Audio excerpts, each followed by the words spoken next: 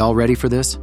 I'm about to spit some truth about the ill-ass towns in Colorado, where the ganja is greener than Shrek and the slopes steeper than the cliff your grandma drove off when she forgot her glasses. We talking places so dope they'll have you contemplating ditching your day job to move to the Rockies and spend your days hotboxing gondolas and shredding pow.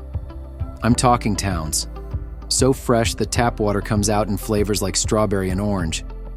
Towns where the hiking trails lead to secret weed farms instead of lame mountaintop vistas. But which ones are the dopest of the dope?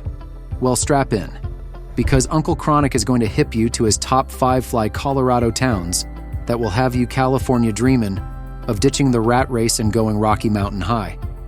Just don't bogart that joint, my friend.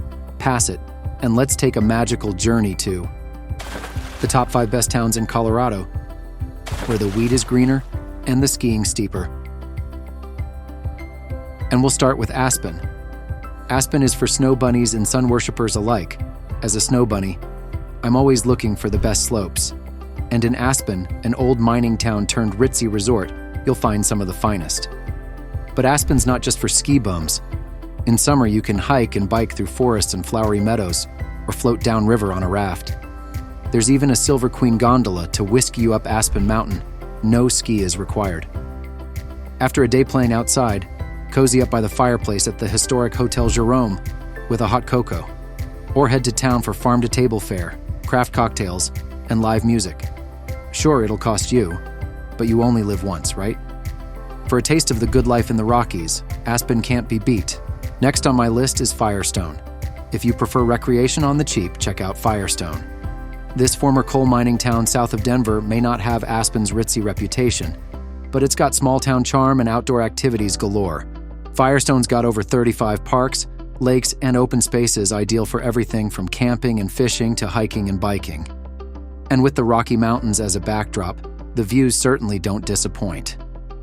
After working up an appetite, grab a bite at one of the local farm-to-table eateries or food trucks. Or for a taste of history, stop by the Firestone Homestead Museum to see what life was like for Colorado's early settlers. For outdoor adventure without the high price tag, Firestone can't be beat. This little town may be lacking in glitz, but it makes up for it with fresh air, recreation, and small-town hospitality. Now, when I think of affordable living in Colorado, only 2 towns come to mind: Parker and Black Forest. As a self-proclaimed cheapskate, these towns tick all the boxes for me without denting my wallet. In Parker, living is easy. You get small-town charm without sacrificing convenience. Denver is a mere 40 minutes away, so weekend escapes to the big city are totally doable. The schools are top-notch, jobs are plentiful, and you can still snag a house for under $400K. Not too shabby for a place with a cost of living 73% lower and unemployment 33% lower than the national average.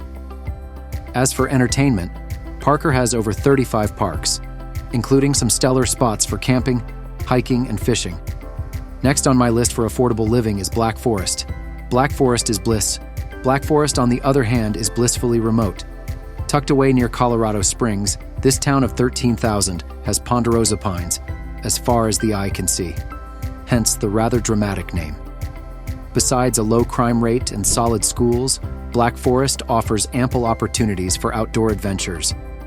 If getting lost among the pines sounds like your idea of a good time, then pack your bags for Black Forest. Just don't expect much of a nightlife or cultural scene. For that, take a trip into the Springs. Between the natural splendor, small-town vibe, and affordable living, Parker and Black Forest have carved out their place as 2 of the best towns in Colorado, at least in this cheapskate's humble opinion. Moving on now to Castle Pines, Colorado. Castle Pines, you sly devils, you tricked me with your lush pine forests, pristine golf courses, and shockingly low crime rates into thinking you were some wholesome, all-American dream town. But behind that aw-shucks exterior lies a sinister secret. You're populated entirely by pod people. How else do you explain a place where 99.9% of the residents have a freakish love of fresh air and recreation, where the poverty rate is 73% lower, and the median income 157% higher than the national average, and where 68.6% of people have a bachelor's degree, as if that's remotely normal or necessary to understand that golfing all day in a verdant mountain paradise would be pretty sweet? I visited my cousin there once, the only non-pod person in town, and he hates it. Hates the golf, the nature, the suspiciously friendly neighbors. Claims his balls were confiscated in the divorce just so he'd have an excuse to be as miserable as the rest of us schlubs. I didn't have the heart to tell him that in Castle Pines, they probably have a surgery to remove those pesky human urges for conflict and cynicism.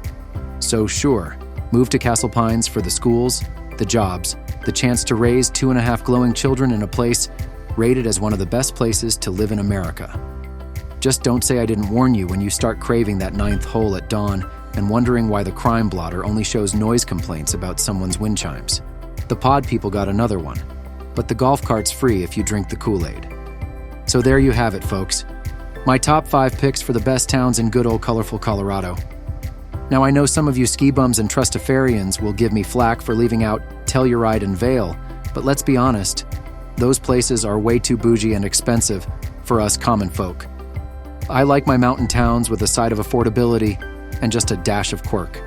Parker, Firestone, Black Forest, those are my kinds of places. Down-to-earth communities with decent schools, jobs, and homes that don't require selling my firstborn child. And yeah, Castle Pines made the cut thanks to their primo golf courses, even if my cousin who lives there is a certified wanker. But that's beside the point. The point is that Colorado has a little something for everyone. Skiing, biking, breweries, you name it. Just don't come for the green stuff unless you have a medical card. I can neither confirm nor deny partaking myself, but as far as small-town living goes, you really can't go wrong with my top 5. Just don't go telling all your friends or else my property values will skyrocket. Some secrets are best kept on the down low. Peace out, people. Go enjoy some mountain living, and be sure to send me a postcard.